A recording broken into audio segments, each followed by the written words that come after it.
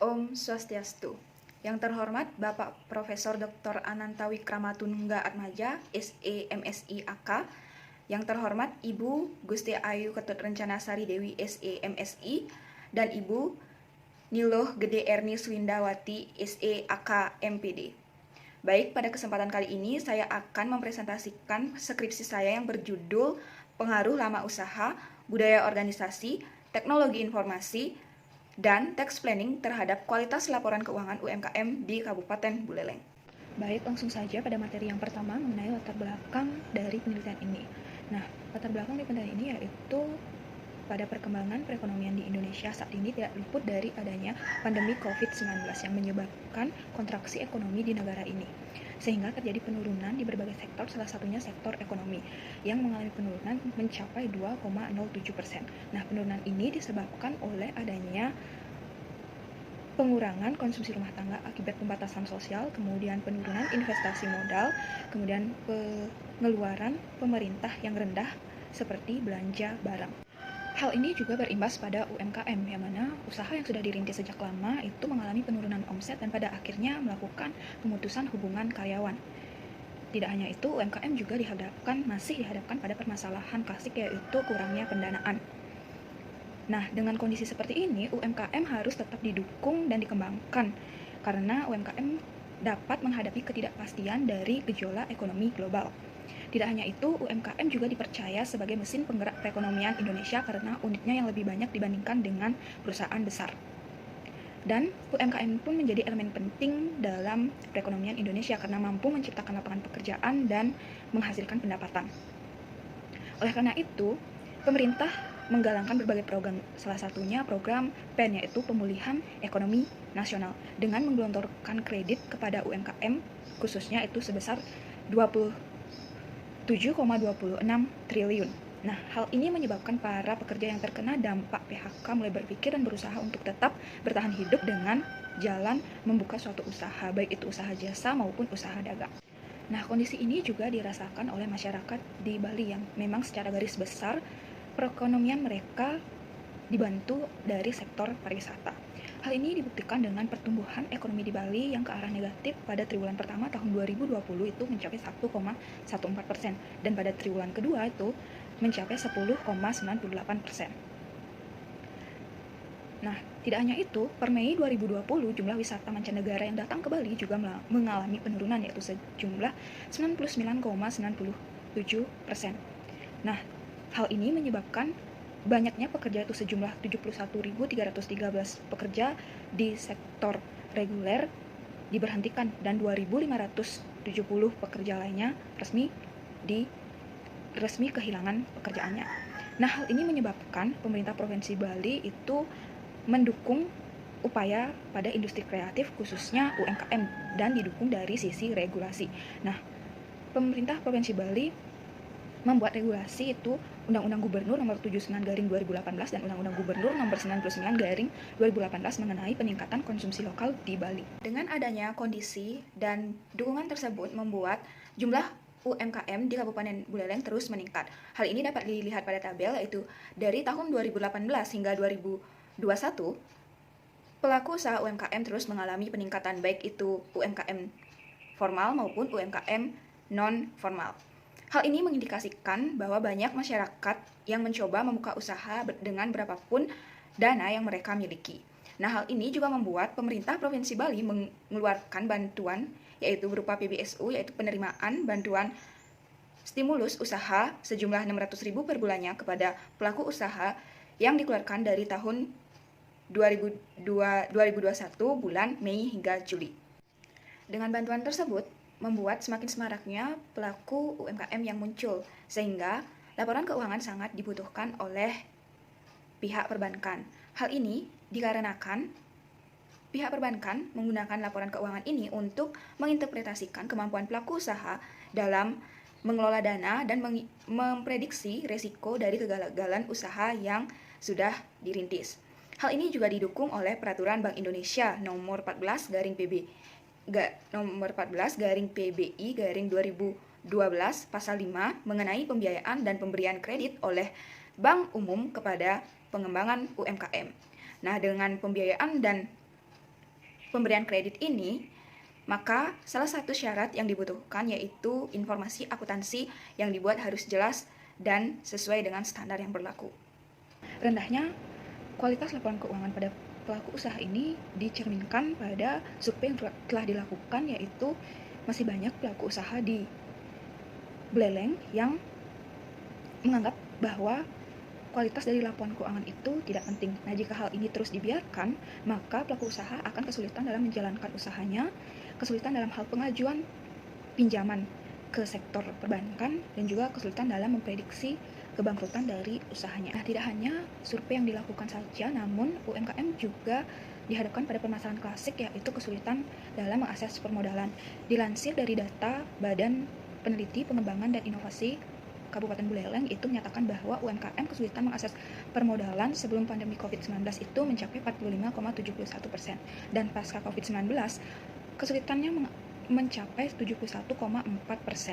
Nah, hal ini membuktikan bahwa pandemi COVID-19 ini berpengaruh yang sangat signifikan terhadap UMKM di Kabupaten Buleleng. Nah, maka dari itu UMKM harus mencari upaya strategi untuk dapat mengakses permodalan. Nah, salah satunya dapat dilakukan dengan membuat laporan keuangan yang berkualitas agar UMKM diterima dalam melakukan pinjaman permodalan pada sektor perbankan. Nah, laporan keuangan sendiri merupakan bentuk pertanggungjawaban dari pelaku usaha dalam mengelola dananya dan juga merupakan interpretasi untuk pengambilan keputusan pelaku usaha di kemudian hari. Nah, laporan keuangan yang berkualitas itu harus memiliki 4 karakteristik, yaitu yang pertama dapat dipahami, kemudian relevan, andal, dan dapat dibandingkan.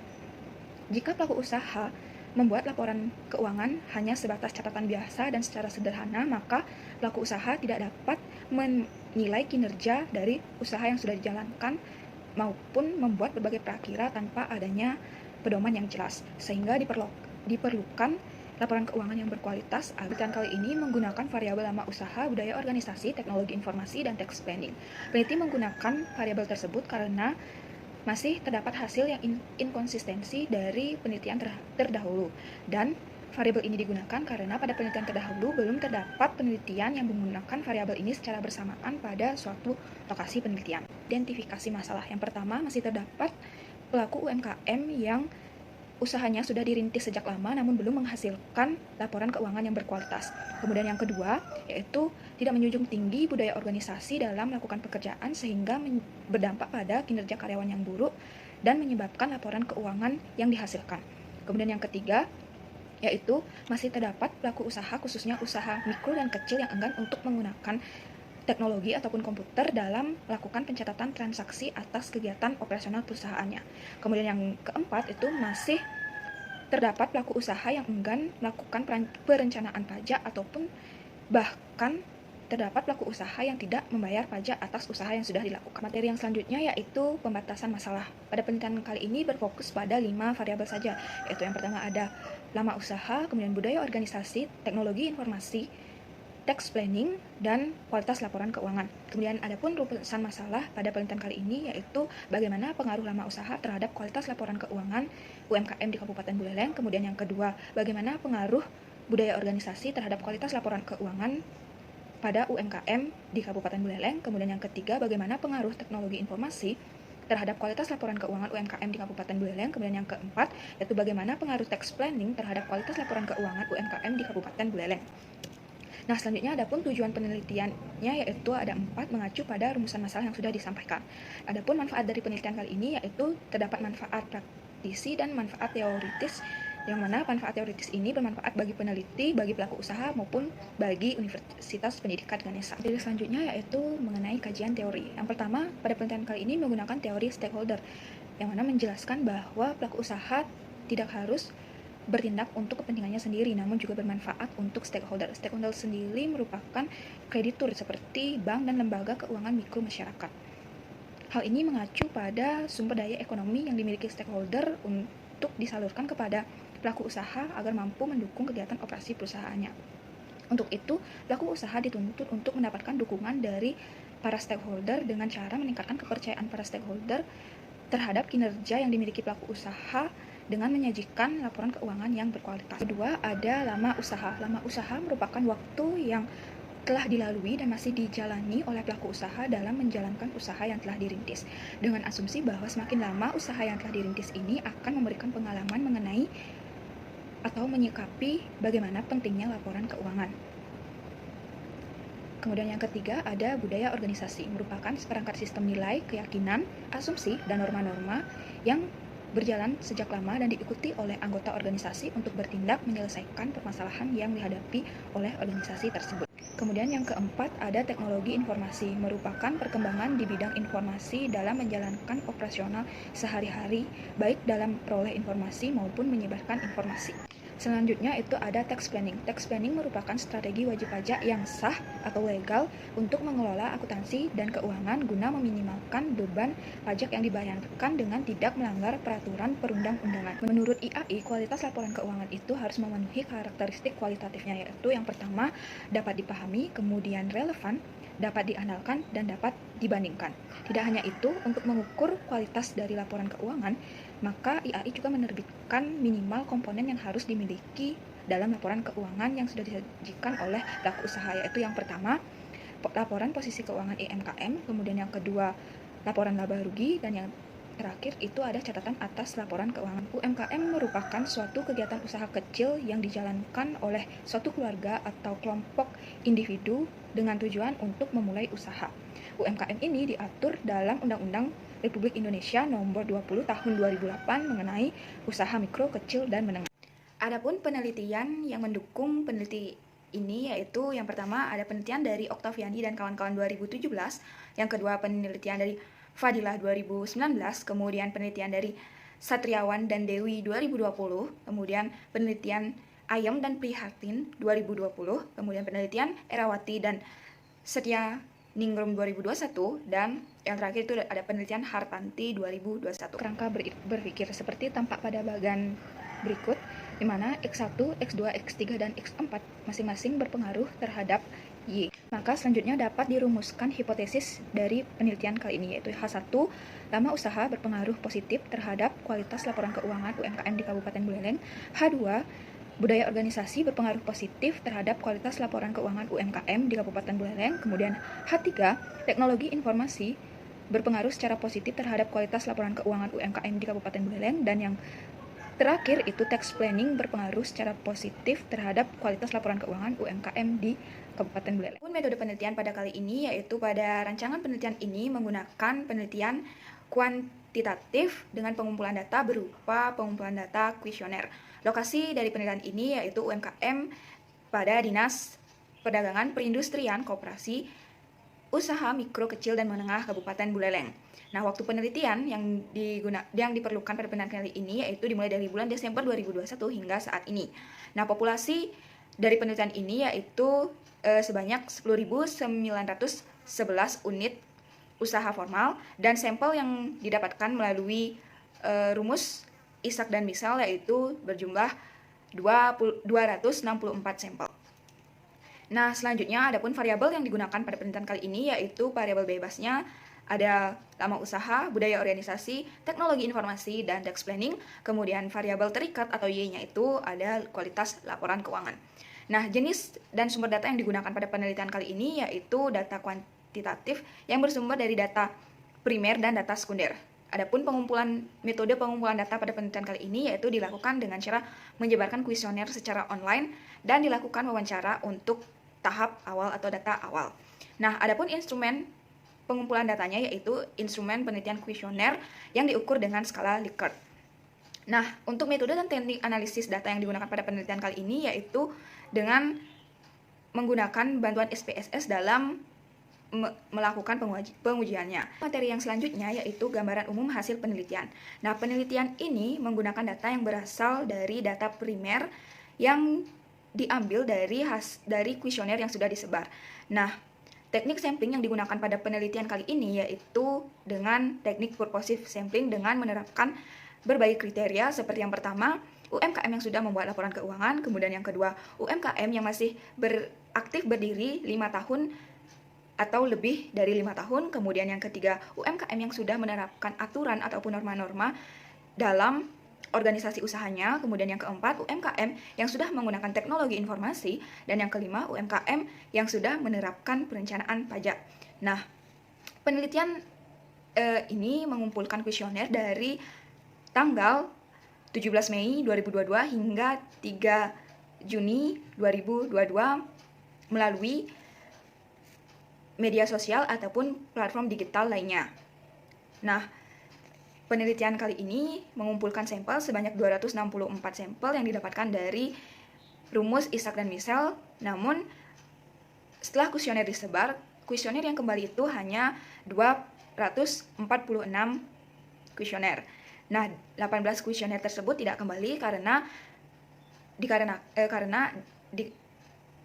masih terdapat pelaku usaha yang tidak membuat laporan keuangan.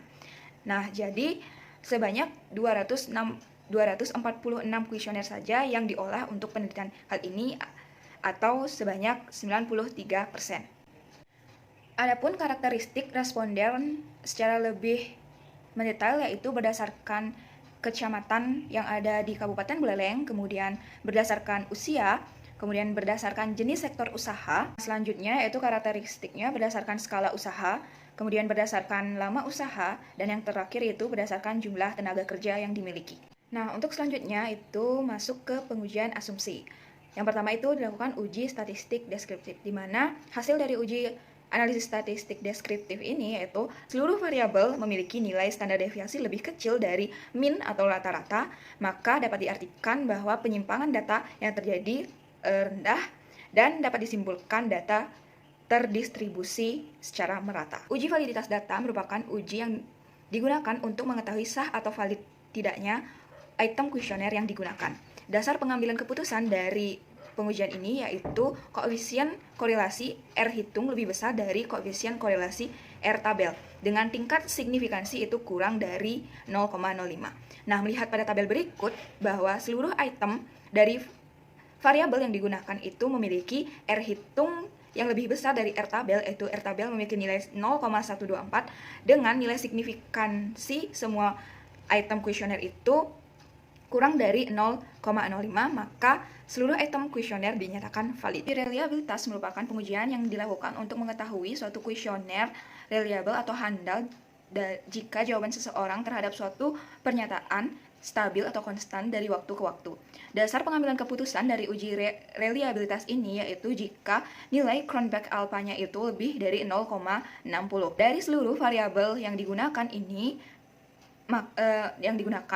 memiliki nilai Cronbach alpha itu lebih dari 0,60, maka instrumen kuesioner pada penelitian ini dinyatakan reliable. Uji normalitas merupakan pengujian yang dilakukan untuk mengetahui apakah data terdistribusi normal ataupun tidak dalam model regresi berganda.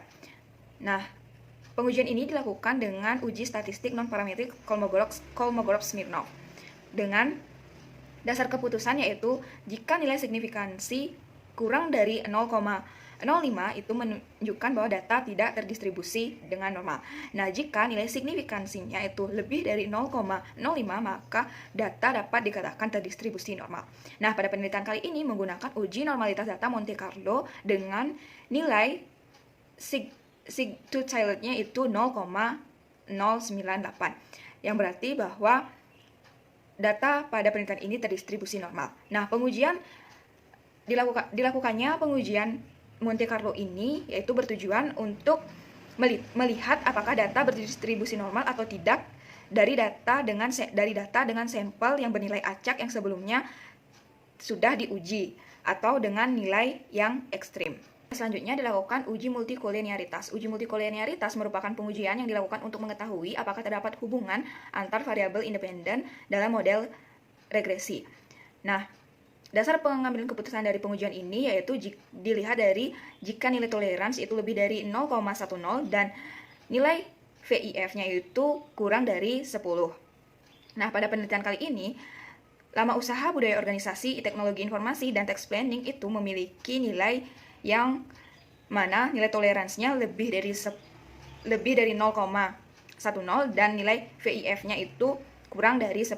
Maka seluruh variabel bebas yang digunakan pada penelitian kali ini terbebas dari multikolinearitas. Uji heteroskedastisitas ini dilakukan untuk menguji ketidaksamaan varians dari residual suatu pengamatan ke pengamatan yang lain. Adapun dalam uji heteroskedastisitas ini menggunakan uji Glasser. Uji Glasser ini dilakukan dengan meregresikan antar variabel independen dengan nilai absolut residualnya.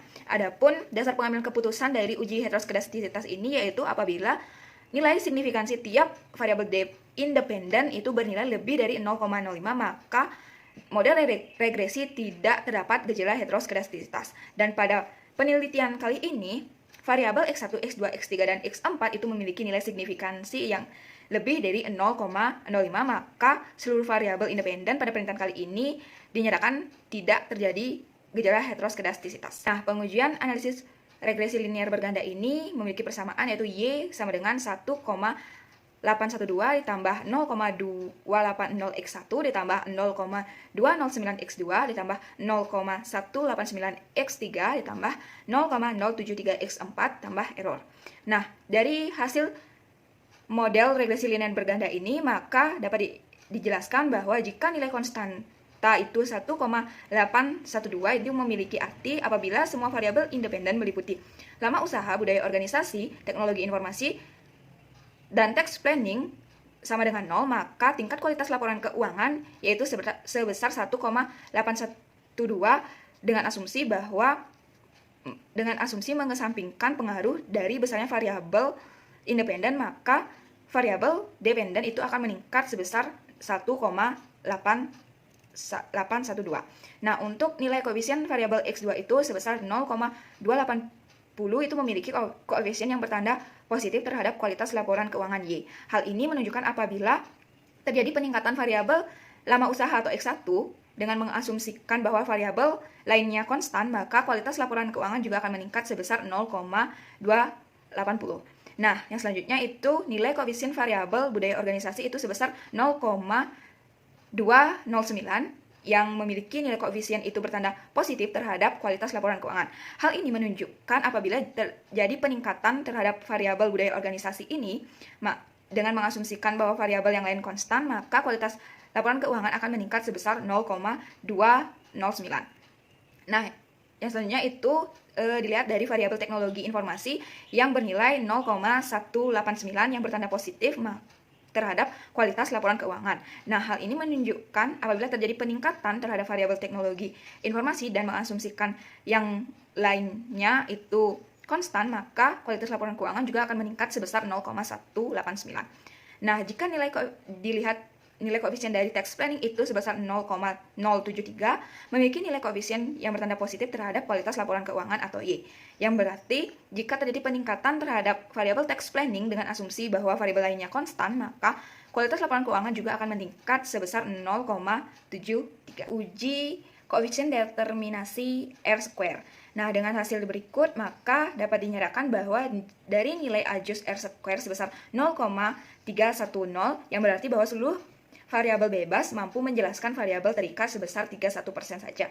Nah, sebanyak 69% itu dipengaruhi oleh faktor lain di luar dari penelitian ini. Uji signifikansi parsial atau uji T dengan nilai T tabel itu sebesar 1,969. Adapun kriteria pada uji T ini yaitu hipotesis ditolak jika nilai signifikansinya lebih dari 0,05 dan nilai T hitung kurang dari nilai T tabel. Nah, hipotesis diterima apabila nilai signifikansinya kurang dari 0,05 dan nilai T hitung lebih besar dari nilai T tabel. Dapat dilihat pada tabel berikut bahwa seluruh variabel independen itu memiliki nilai T hitung yang lebih besar dari nilai T tabel, dengan nilai signifikansi yang lebih kecil dari 0,05. Maka seluruh variabel independen pada penelitian kali ini hipotesisnya diterima. Pembahasan hasil penelitian ini yaitu yang pertama, pengaruh lama usaha terhadap kualitas laporan keuangan UMKM itu yang memiliki nilai T hitung sebesar 3,680 dan nilai signifikansi sebesar 0,000. Dengan begitu, maka hasil pengujian hipotesis pada variabel X1 ini menyatakan bahwa lama usaha berpengaruh positif signifikan terhadap kualitas laporan keuangan. Nah, adapun teori yang mendukung pada penelitian kali ini yaitu dengan teori stakeholder yang menyatakan bahwa perusahaan atau usaha tidak hanya bertindak untuk kepentingannya diri sendiri, namun juga harus dapat memberikan manfaat pada pihak stakeholder.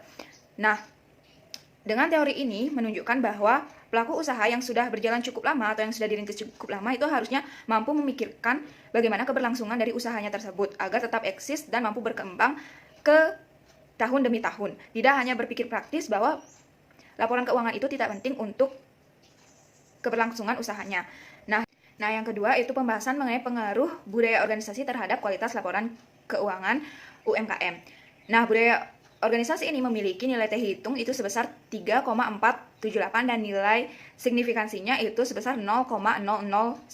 Dengan begitu, maka hipotesis ini menunjukkan bahwa budaya organisasi berpengaruh positif signifikan terhadap kualitas laporan keuangan. Hal ini didukung oleh teori yang digunakan yaitu teori stakeholder menurut Freeman dalam Suryanata dan Ayu 2021 yang menyatakan bahwa organisasi harus peduli terhadap kepentingan stakeholder ketika membuat suatu keputusan strategis. Karena dengan adanya organisasi yang memiliki budaya akan mempengaruhi informasi akuntansi di perusahaan yang berdampak pada kualitas laporan keuangan yang dihasilkan. Pengaruh teknologi informasi terhadap kualitas laporan keuangan UMKM dengan nilai T hitung pada teknologi informasi itu sebesar 3,457 dan nilai signifikansinya itu sebesar 0,001.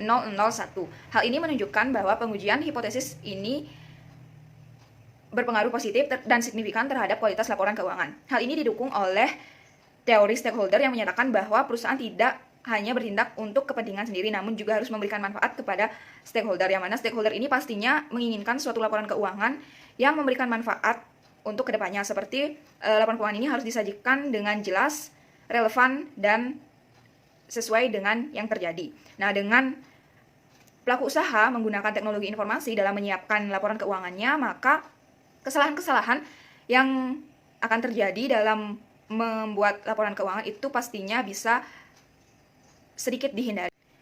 Pengaruh tax planning terhadap kualitas laporan keuangan UMKM yang memiliki nilai T hitung sebesar 2,222 dan nilai signifikansi yaitu sebesar 0,027. Dengan begitu, maka pengujian hipotesis ini menunjukkan bahwa tax planning berpengaruh positif dan signifikan terhadap kualitas laporan keuangan. Hal ini didukung oleh teori stakeholder yang menyatakan bahwa kehadiran stakeholder yang sangat penting bagi UMKM karena hal ini menyangkut pada sumber daya ekonomi berupa modal ataupun pinjaman yang akan diberikan pihak stakeholder kepada UMKM.